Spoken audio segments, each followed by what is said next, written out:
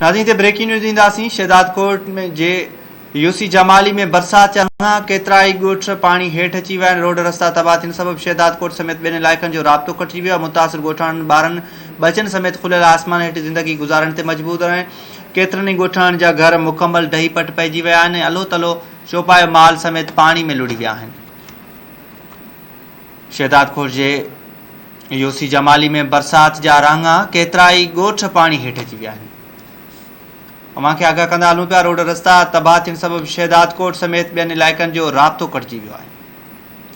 मुतासिर ॻोठाणा ॿारनि बचनि समेत खुलियल आसमान हेठि ज़िंदगी गुज़ारण ते मजबूर आहिनि। केतिरनि ई ॻोठाणनि जा घर मुकमल ढही पट पइजी विया आहिनि। अलो तलो चौपाए माल समेत पाणी में लुड़ी वियो आहे।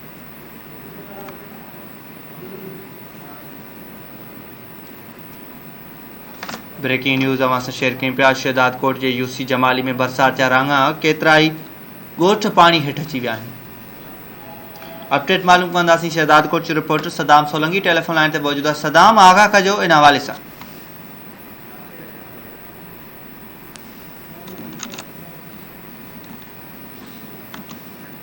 जंहिंजे करे शहदाद कोट जे यूसी जमाली में बरसात तमामु वॾो नुक़सानु पहुचायो आहे। जंहिंजे करे केतिरा ई ॻोठ पाणी हेठि अची विया आहिनि।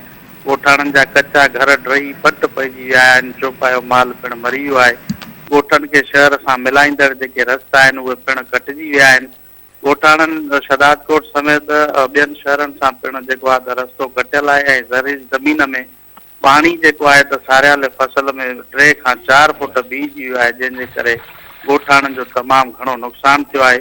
बरसाती पाणी सबबि तलाउ जेको आहे त तलाउ जो ॾेख ॾियण लॻा आहिनि। बरसाती पाणी जे नेकाल लाइ हुकूमत तोड़े इलाइक़े जे चूंडियल नुमाइंदनि पारां के बि उपाउ न वरिता विया आहिनि।